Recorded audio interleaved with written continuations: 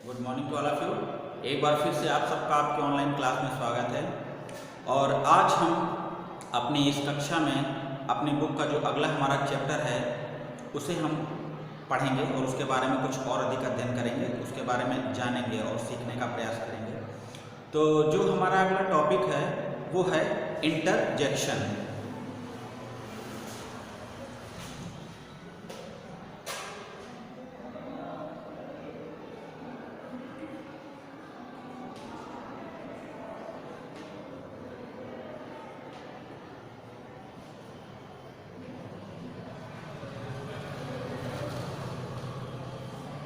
इसे हम बोलते हैं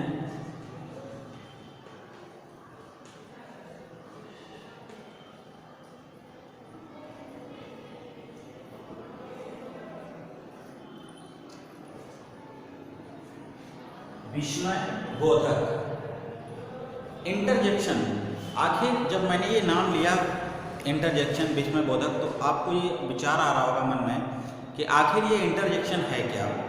तो प्यारे बच्चों, मैं आपको बता देता हूँ, इंटरजेक्शन अर्थात जो हम कहते हैं विस्मय बोधक शब्द, ये वो शब्द होते हैं जो हमारे हृदय से उठने वाले अचानक जो उद्गार हैं या जो भाव हैं उनको व्यक्त करते हैं।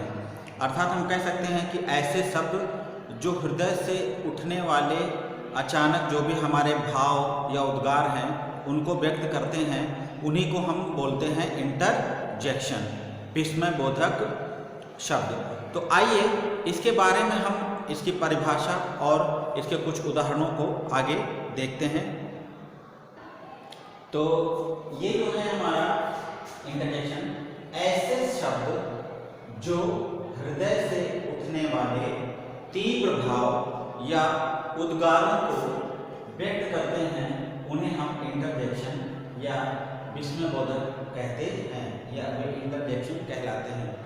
और एक चीज और बच्चों, ये जो शब्द होते हैं इनका वाक्य में मौजूद किसी दूसरे शब्द से ग्रामेटिकली रूप से यानी कि व्याकरण संबंधी कोई दूसरा संबंध नहीं होता है।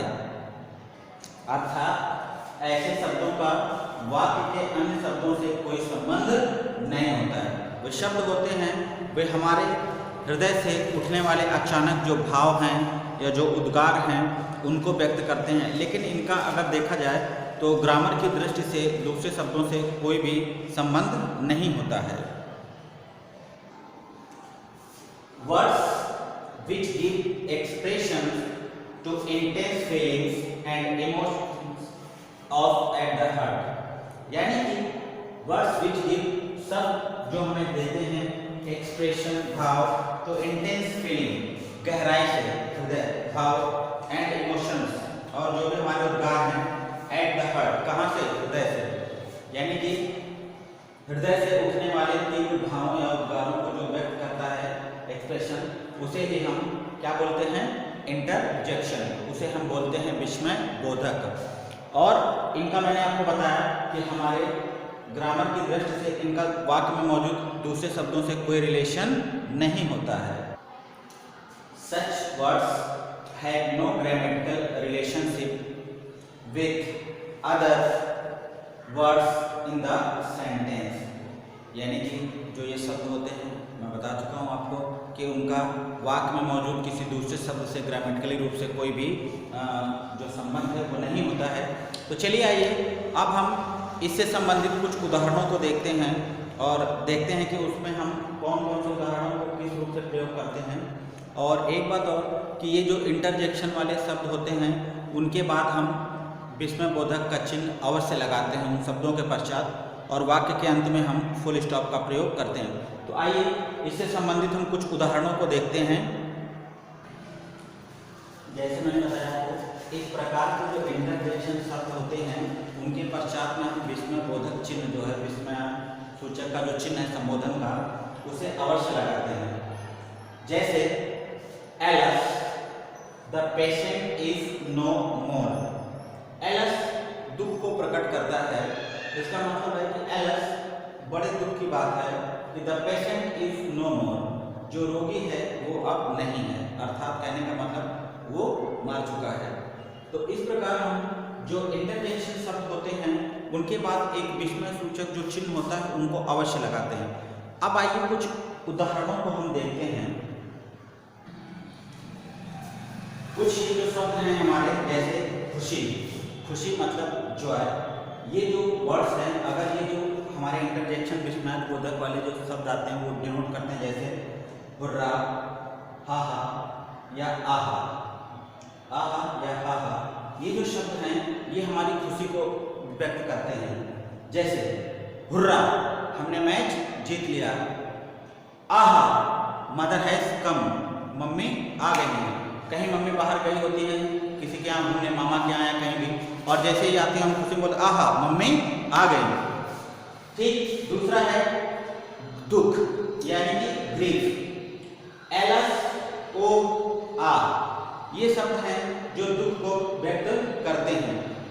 जैसे मान लीजिए अगर हमें कोई अचानक दुखद समाचार मिलता है तो हम कहते हैं ओ ये क्या हुआ। जैसे आ, हम चलते हैं, अचानक हमारे पैरों में ठोकर लग जाती है या कांटे लग जाते हैं तो हम बोलते हैं आह, तो हमारे मुख से ये आवाज़ आती है, ठीक है, तो वो दुख को प्रदर्शित करता है। वहीं तीसरा है आश्चर्य, सरप्राइज, जैसे व्हाट, हाँ, अगर हम कोई घटना अचानक सुने और हमें पता ना हो तो हम अचानक कहते हैं क्या ऐसा हुआ है, तो वो हम सरप्राइज हो जाते हैं वहाँ पर। फिर चौथा है शाबाशी, अप्रूवल, यानी कि ब्रेवो, जैसे जब हम कोई अच्छा काम करते हैं तो हमारे अच्छे काम के लिए हमारे टीचर, हमारे माता पिता या हमारे दोस्त हमें शाबाशी देते हैं, शाबाश तुमने बहुत अच्छा काम किया है, तो उसे हम ब्रेवो। अगला है संबोधन, इट मीन्स एड्रेस, जब हम किसी को संबोधित करते हैं तो उसके लिए हो या हेलो का प्रयोग करते हैं। अगला है आपका आकर्षित करना अर्थात अटेंशन, और इसके लिए हम हार या हो आदि शब्दों का प्रयोग करते हैं।